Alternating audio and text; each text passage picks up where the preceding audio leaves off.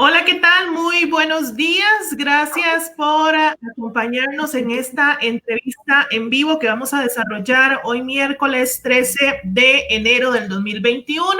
Antes de iniciar, por supuesto, desde Copesana queremos enviarles un saludo cordial y también muchas bendiciones en este 2021, que sea próspero para todos y que Dios nos dé la fuerza para poder salir adelante, que nos dé salud y trabajo. Muy buenos días, doctor. Buenos días, Rocío, compartiendo mucho los buenos deseos para este año, para todas las personas. Exactamente. Hoy con el doctor Medina, quien es director médico del área de salud de San Francisco, San Antonio, vamos a desarrollar un tema que pues nos compete a todos y es el tema de las secuelas del COVID-19. Doctor, comencemos hablando sobre cuando comenzó la pandemia y cuando llegó el primer caso a Costa Rica el 6 de marzo del año anterior. Pues realmente las personas, y me incluyo, estábamos muy asustados. Esto porque no conocíamos o no conocemos tan a fondo el virus.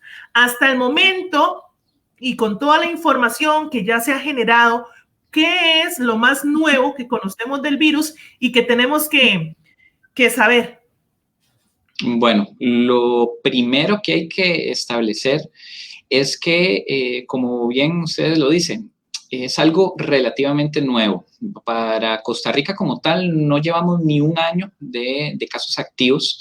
A nivel mundial llevamos un poco más de un año y la información nueva entra todos los días. Todos los días se va descubriendo algo nuevo, cosas que ya se tenían por sentado se van descartando porque si bien son 12 meses o un poquito menos para Costa Rica, en términos de estudios científicos, de investigación, en realidad es relativamente poco. No es como otras enfermedades como hipertensión y diabetes que llevan muchos años de estudios en diferentes partes, en diferentes países, lugares donde se maneja mucha información. Con este virus todo va siendo relativamente nuevo. Lo más nuevo que tenemos y que está muy aunado a lo de la vacunación, es propiamente el descubrimiento o el mapeo que se tiene del genoma o de la estructura del virus que ha permitido la confección de las nuevas vacunas autorizadas que tenemos a nivel mundial.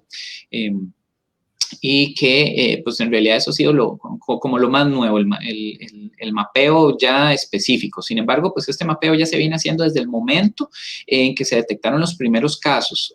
Mucha gente dice que la vacuna salió demasiado rápido, pues en comparación a otras vacunas, su tiempo de producción se puede ver, digamos, subjetivamente muy rápido, pero en realidad los estudios comenzaron casi con la aparición de los primeros casos, que muchos laboratorios, muchos científicos comenzaron a investigar sobre lo principal para hacer una vacuna, que es este genoma, este mapa, este como plano de la estructura del virus, y eso sería como lo más nuevo que tenemos del coronavirus.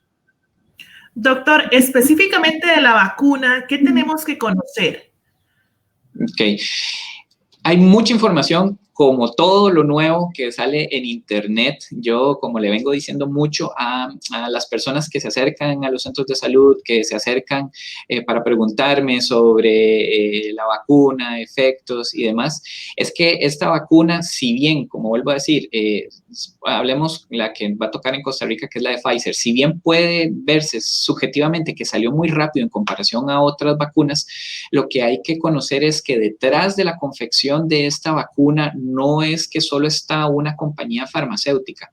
De hecho, la colaboración gigantesca que se hizo para tanto el mapeo del genoma del coronavirus, para la confección de las vacunas en los diferentes estadios de la parte de los estudios, para probar efectividad y demás, involucró mucho más que a solo una compañía. Fue una colaboración gigantesca, nunca antes vista en la historia, que no solo se da con Pfizer, sino que se ha dado con universidades y otras instituciones que han ido o que están desarrollando sus propias vacunas. Entonces, sí, algo que me gusta dejar como que quede ahí claro es que no es que es una sola compañía que se dedicó en 5 meses a hacer un medicamento. Estamos hablando de la colaboración de muchos científicos, de muchas otras organizaciones, algunas privadas, propias, universidades y demás, que llegaron a la confección de estas vacunas. Y otra cosa importante que es la prueba, la efectividad de esta vacuna antes de ser aprobada por los distintos organismos y países, la llevó a cabo como la verificación o la auditoría la llevó a cabo una compañía externa a Pfizer, y es como la tónica de las otras compañías buscar una auditoría externa que no sea interna, como para ir evacuando dudas y ir calmando ansiedad con respecto a si esto será simplemente una parte de negocio o es algo serio. Entonces la auditoría fue algo externo por otra compañía totalmente diferente, que fue la que avaló pues, los estudios digamos, esta de la Pfizer, que es la que tenemos en el país. Estamos conversando esta mañana con el doctor Esteban Medina. Él es el director médico de Copesana en el área de salud de San Francisco, San Antonio, y ya tenemos a varias personas acá conectadas que quisiéramos saber si tienen alguna consulta con respecto a este tema de las secuelas del COVID-19 en pacientes recuperados. Doctor, en medio de la pandemia y en la que ustedes han sido pues el personal de en la primera línea de atención en los EVAIS de Copesana, ¿cuáles son aquellas principales secuelas en las que ustedes han logrado detectar en pacientes recuperados y cómo las están atendiendo? Ok. Otra cosa, mencionando lo de las secuelas, y aunado a lo que vengo diciendo, es que mucha de la información sobre consecuencias y secuelas las estamos recibiendo nuevas día con día. A nivel mundial se están reportando aparición de distintos síntomas que va a depender mucho, pues, tanto de la edad, la condición de salud previa del paciente, el lugar donde vive y demás. Ya hablando un poco de nuestro país y de nuestra área, hemos detectado algunos síntomas como lo serían el cansancio, que también se ha reportado mucho a nivel mundial sobre una fatiga del sistema que queda posterior. Eso es muy detectado en las personas que sufrieron de COVID, que eran atletas de alto rendimiento, que posterior a la infección les ha costado mucho regresar a su estado físico o metabólico previo. También se han detectado, además del cansancio, una disnea, que es una sensación subjetiva de aire, o sea, como una falta de aire. Esto no es falta de oxígeno, porque los niveles de oxígeno siguen normales. Lo que es una sensación de falta de aire, como que por momentos el aire no entra ahí a los pulmones, se cuesta ingresarlos. Esa, y una tercera ha sido como una especie, a la gente lo describe mucho como cansancio mental, que puede estar acompañado de situaciones como confusión, falta de memoria, falta de concentración, etc. Estaba leyendo, doctor, investigando sobre este tema, también sobre algunas otras secuelas, en el COVID-19, entre ellos fibrosis pulmonar. ¿Esto a qué se refiere? ¿El qué? Perdón, es que no, se te entrecorta un poquitito por ahí. Fibrosis pulmonar, ¿esto a qué se refiere?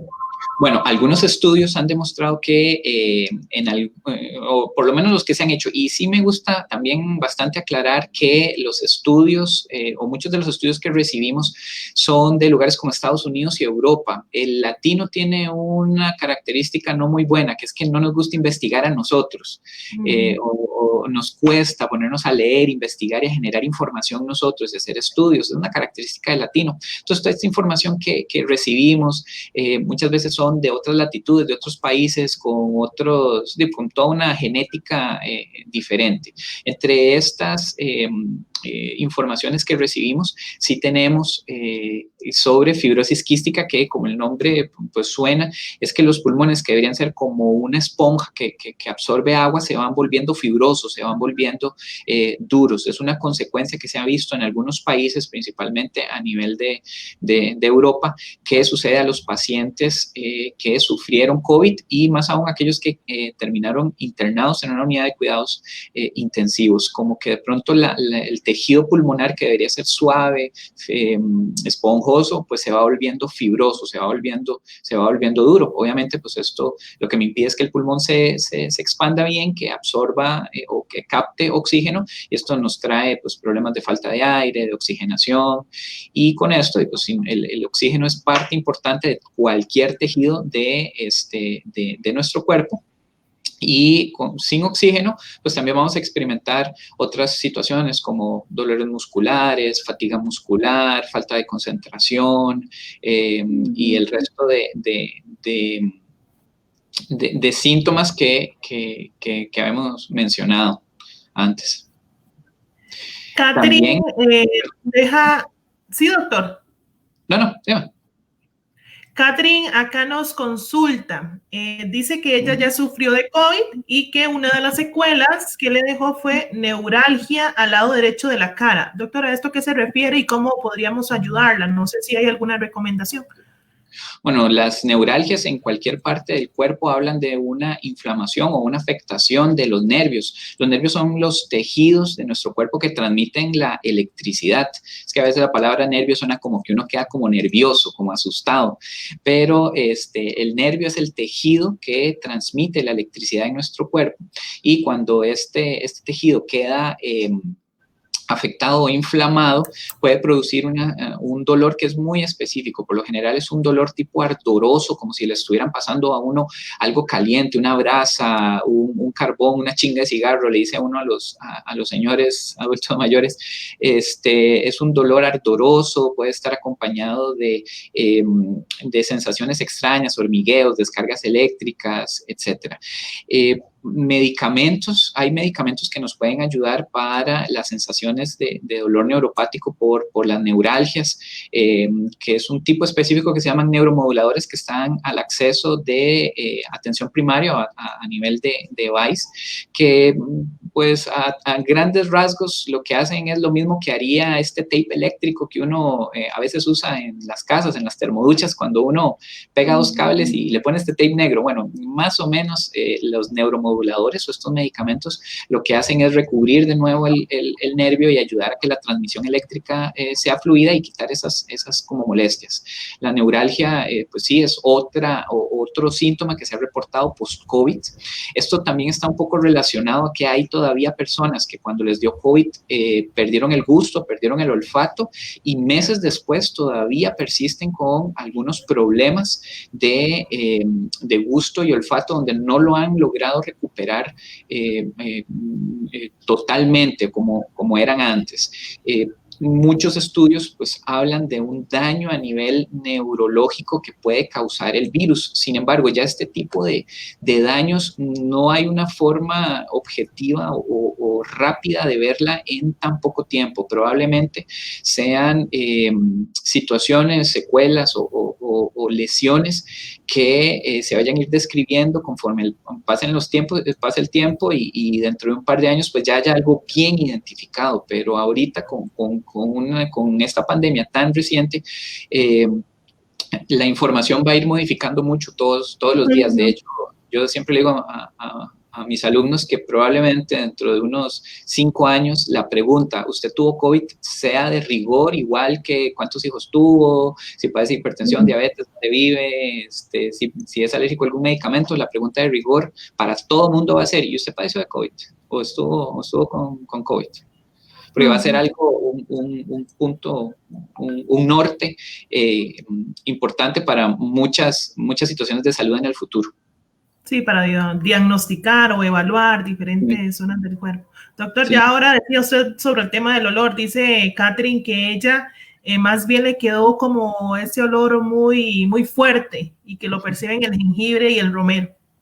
Sí, el sentido del olfato involucra nervios también, receptores que captan los olores y esa información es llevada al cerebro a través de un nervio, el nervio olfatorio, y el cerebro lo reconoce, lo que los receptores captan como un olor y le pone un nombre, té, limón, perfume, etcétera. Entonces, lo que se va manejando es que el virus daña el receptor e incluso puede ser que dañe el lugar a donde llegan todos los cables en el centro que agrupa el grupo de nervios que se encargan de decodificar o de permitirle al cerebro decir, bueno, esto es limón, esto es perfume, esto huele a frijoles, etcétera. Y esa parte en el cerebro específica es atacada por el coronavirus y puede ser que deje una secuela, pero como digo, pues será conforme pase el tiempo y se vayan haciendo muchos más estudios que se podrá determinar exactamente qué es lo que pasa. Por ahora es muy, muy reciente, pero sí hay gente que quedó. Pues cuando tenemos, respondiendo a la pregunta, si tenemos alguna situación de secuelas o demás, no hay por el momento una línea o una normativa específica de qué hacer con las personas que experimentan algún tipo de secuelas. Estamos tratando de individualizar cada una y viendo la mejor forma de tratarlas, pero no hay en este momento ni a nivel mundial ni a nivel nacional una línea clara o un lineamiento específico para manejo de secuelas, sino que pues dependerá de la secuela de cada persona y de un plan individualizado para cada uno. Doctor, hablando de secuelas, ¿qué tratamiento o qué seguimiento le están ofreciendo ustedes a los pacientes que ya sobrepasaron el COVID? ¿Qué seguimiento se les da?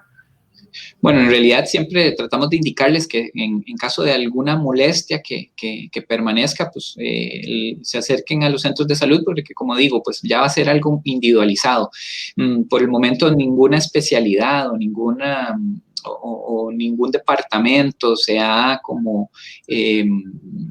le ha designado la tarea de hacer un seguimiento para pacientes, por ejemplo, que neurología tenga que ver todo lo que tenga que ver con neuralgias post-COVID o que fisiatría tenga que ver todo lo que sea de dolores musculares post-COVID. Pues como digo, no hay algo específico, entonces los seguimientos que estamos haciendo son muy individualizados, muy, muy, muy propios de cada persona. Entonces, hay que comenzar por algún punto. Si están con alguna secuela, pues hay que ir tratando de individualizar cada caso. Tenemos ya, pues, también varias consultas de personas que han padecido COVID. Una de ellas es Carla Moreno y dice, tuve COVID, soy asmática, pero ahora me cuesta más respirar. Tengo un dolor de nariz en la frente, doctor. Okay. Sí, igual como venimos diciendo. Porque a los asmáticos, pues pensaríamos que tal vez a las personas asmáticas, pues, como decimos popularmente, les puede ir más feo, ¿verdad? Por el tema de la enfermedad y demás, pero tal vez usted nos ofrece una explicación médica. Sí, exactamente. Pues el asma es un padecimiento que está muy aunado a la parte pulmonar y ya de por sí, de base, al ser asmática, pues tiene problemas de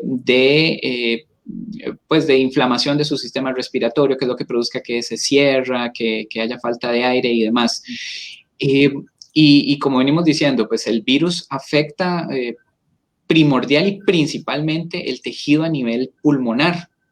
Entonces, tras que hay una situación de asma ya previa, donde sus bronquios pues, se cierran y eso pues siempre ha conllevado cierta lesión a nivel pulmonar que a veces no afecta ahí tanto, pues el COVID ha venido a empeorar o a tal vez no empeorar, tal vez a desmejorar un poco el estado de salud que ella tenía por su asma. Ahora, es importante volver a recalcar, no a todas las personas que tienen una condición de salud previa, por ejemplo, asma, no es que todas las personas asmáticas van a quedar con una dificultad respiratoria, no es que todas las personas se les va a generar una neuropatía en su cara, como le pasó a la persona que consultó previamente.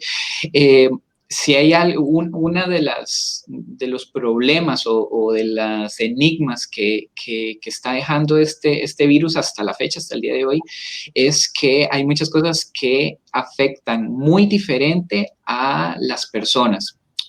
Un ejemplo, y si bien hay gente que se complica, hay mucha otra gente que no se complica, eso es lo primero que quería decir, pero lo otro es que tenemos personas que no padecen o no tenían ninguna enfermedad documentada, personas jóvenes entre 30, 40 años, sin problemas de hipertensión, diabetes, asma, obesidad, sin ningún factor de riesgo conocido, y se complicaron y fallecieron. Mientras que tenemos también personas con varios factores de riesgo que podríamos decir que juegan en su contra, que la enfermedad o que la infección pasó sin mayores molestias, incluso algunos hasta asintomáticos, y no ocurrió nada. Y tal vez ese es el que a la fecha, el sinsabor más grande que va dejando el coronavirus, que afecta de forma muy diferente a muchas personas. Y si bien hay más probabilidades de riesgo cuando uno tiene factores como hipertensión, diabetes y mayor posibilidad de complicarse, no todos se complican, y a veces se complican aquellos que no tenían los factores de riesgo. Entonces es como un sinsabor que va dejando el virus de que al momento de captados no sabemos exactamente qué va a pasar. Es como una cajita de sorpresas que uno abre ya casi como hasta el final. Una lotería, dicen por ahí.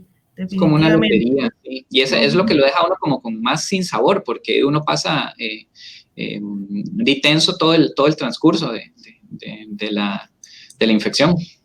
Exactamente. Doctor, los pacientes que se han superado el virus y que han estado en SEACO o que han estado con ventilación asistida, suelen desarrollar secuelas más severas que aquellos pacientes que se recuperan desde la casa. Secuelas, pero no tanto por el virus, sino por el propio internamiento, por la propia estadía en las unidades de cuidados intensivos, donde permanecieron sedados, con un tubo endotraqueal, donde pues hasta la mejor unidad de cuidados intensivos del mundo, del mejor hospital del mundo, no está exento a que hayan infecciones en las personas que están internadas, no están exentos a que las personas que pasan un X tiempo sedadas, inmóviles, generen problemas a nivel muscular después de que ya se despiertan, porque tomamos en cuenta que a veces pasan muchos días que se encuentran quietas, entonces generan problemas musculares, pero no es tanto muchas veces por el propio virus, sino por el proceso propio de internamiento,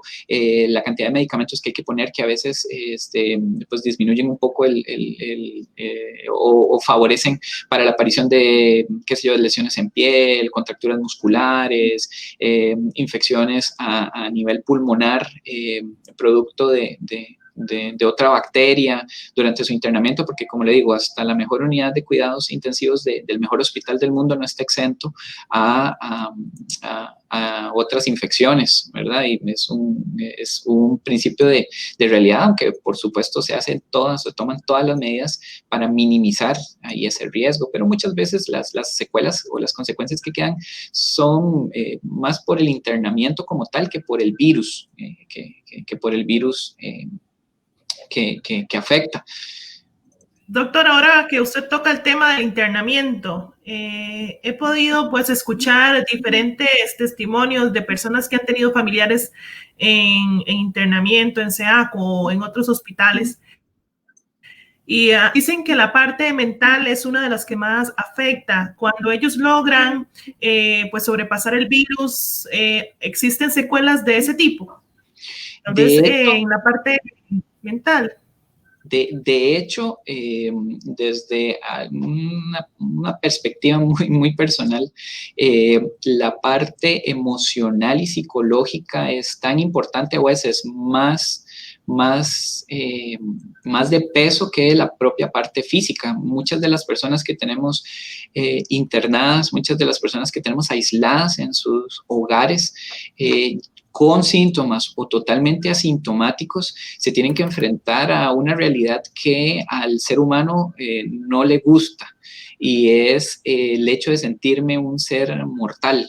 Y de que mi paso por esta vida biológica es eso, es un paso.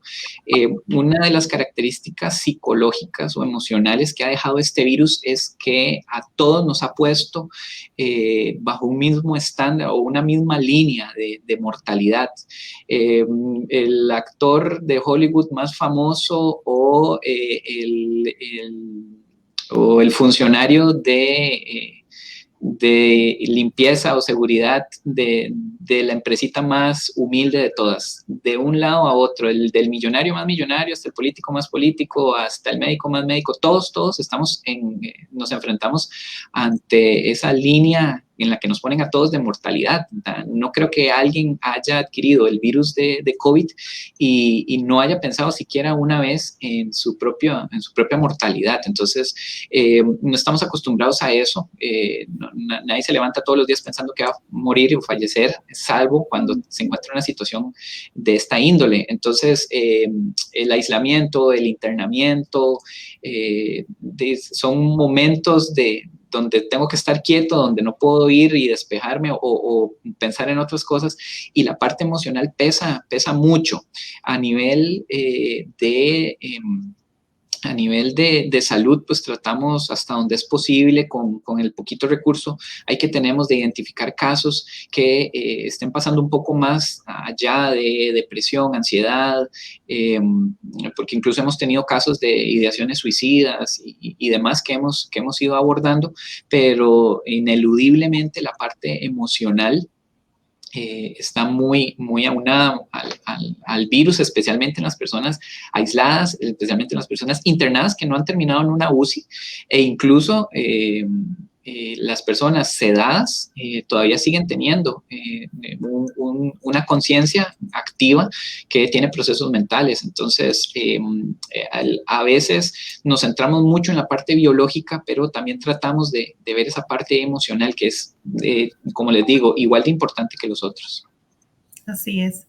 Nos están consultando sobre las vacunas en la plataforma de mensajes, o de comentarios. Les tenemos que comentar que este proceso lo vamos a estar comunicando en redes sociales de Copesana, así que estén muy atentos con respecto a la vacunación, porque esto, recordemos que depende mucho de la Caja Costarricense de Seguro Social. Pues está protegido bajo los parámetros o bajo el reglamento de la Caja Costarricense de Seguro Social, al ser Copesana un prestador de servicios. Doctor, hablando con un amigo que sobrepasó el virus y que extrañamente él no salía de la casa, quien salía era su esposa no le dio y a él sí.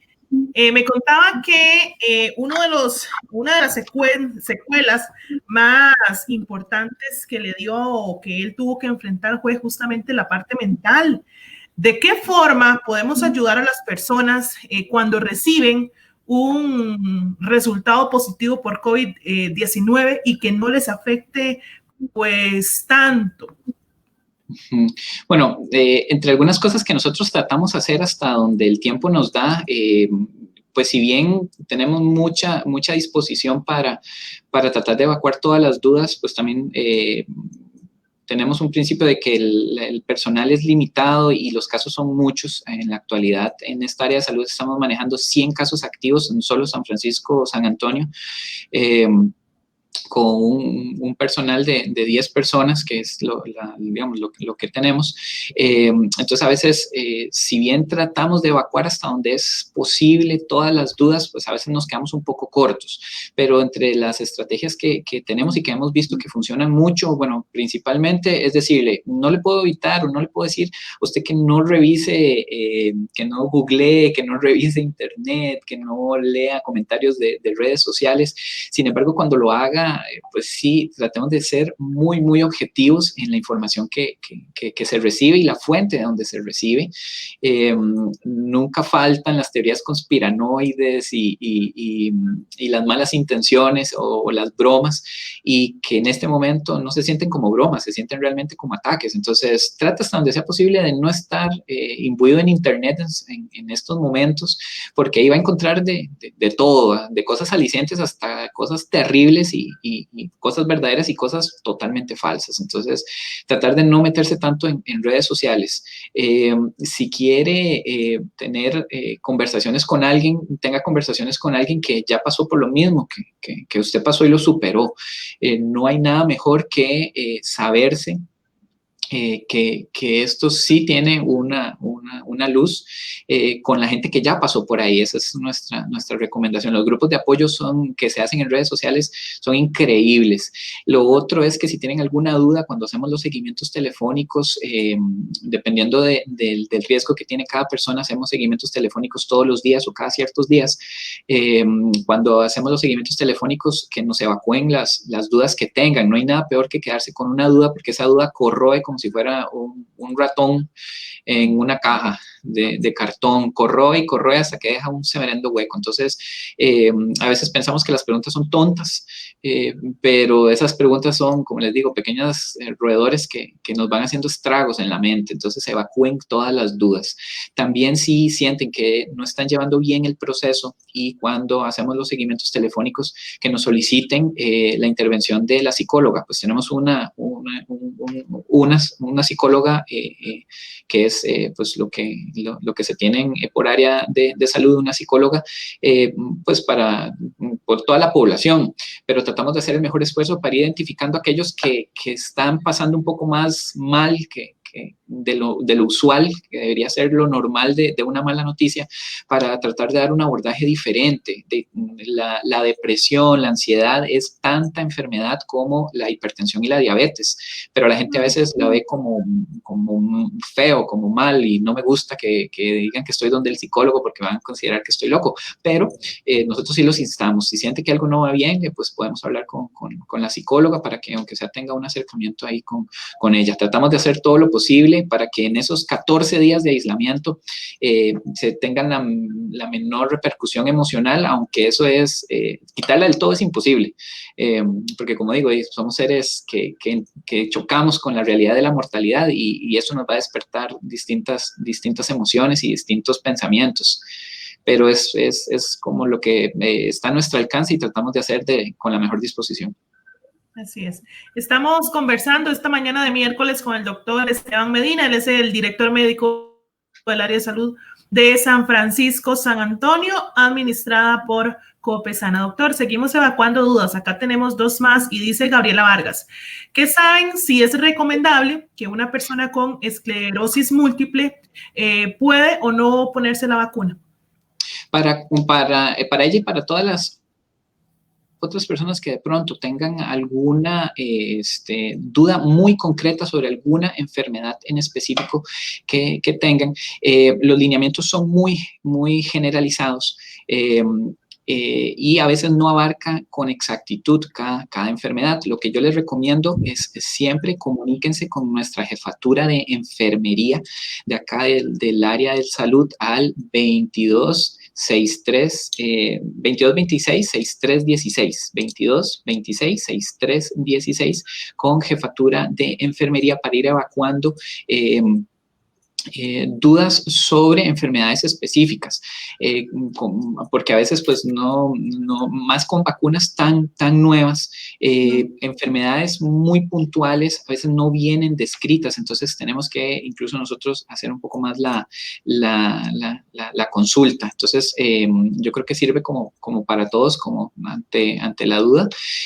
También pues aprovecho el espacio con respecto a vacunas e información a que bueno, como Rocío lo mencionó, que nosotros vamos acatando un lineamiento, y la vacunación va a ser por grupos de personas. En este momento, por lo menos en San Francisco, aún no hemos iniciado con la vacunación como tal. Estamos esperando iniciar antes de que termine el mes, pero el primer grupo o el grupo 1 de prioridad van a ser hogares de larga estancia, o sea, donde hay adultos mayores, digamos, viviendo ahí, el personal que trabaja en los hogares de larga estancia y el personal de primera línea, que se le dice. Personal de primera línea son médicos que atienden directamente los casos COVID, las enfermeras, bomberos, policías, Cruz Roja, o sea, todas las personas que prestan un servicio de salud directamente con personas que pueden o no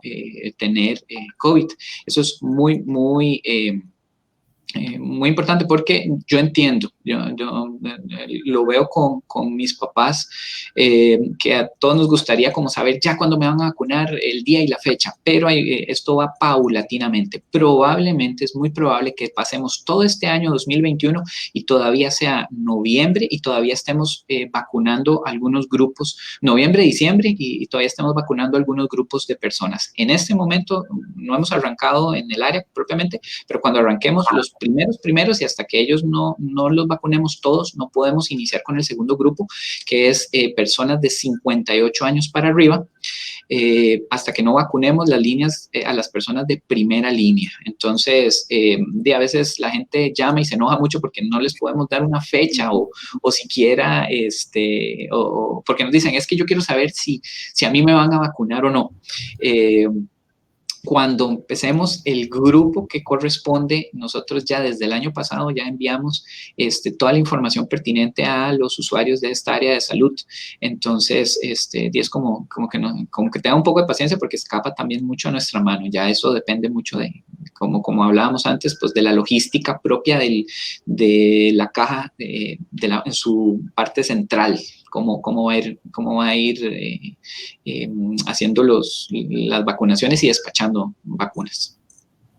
Así es, depende mucho de los lineamientos de la caja. Nubia Salas dice, ¿se puede subir la presión en una persona no hipertensa? Le está pasando a mi hijo 4 meses después del contagio. Le quedó mucho dolor de cabeza y ahora le está saliendo la presión alta y él tiene 35 años. Ok, la primera parte de esa respuesta es que después de que uno pasa una enfermedad grave, importante, de pronto tiende uno como a asociarlo siempre a ese evento de salud. No es o no está descrito problemas de hipertensión arterial post-COVID, pero nadie dice que no esté generando una enfermedad de hipertensión arterial, especialmente si en la familia hay otros hipertensos, mamá, papá, hermanos, abuelos padecieron de hipertensión, que después de una situación grave de salud donde el cuerpo se vio afectado, y ya, yo siempre les digo, es que cuando uno tiene familiares que son hipertensos o diabéticos, uno nace con un entero de lotería navideña para participar por esa misma enfermedad y uno se va comprando números en la vida. A veces uno se compra una infección grave y esa le termina de pegar el premio gordo. Entonces, mi recomendación sería, no está descrito que la presión suba después de la infección por COVID, pero siempre es bueno ir a chequear la presión, ya no por COVID o como consecuencia del COVID, sino ya como una enfermedad de hipertensión arterial que es muy común en nuestro país. Así es. Doctor, muchísimas gracias por esta amplia entrevista que hemos tenido hoy acá a través de esta plataforma de Facebook Live de Copesana. Claro. Quisiera saber si tiene algún otro comentario que hacer para finalizar ya esta entrevista, que de igual forma, pues, para conocer un poco más de los servicios que ofrece Copesana, de la vacunación que va a comenzar pronto en el área de salud de San Francisco, también en Santa Ana y en Escazú. Deben de seguir en las redes sociales de Copesana, pues a través de ellas vamos a estar informando. Ok, pues agradecer mucho ahí el espacio,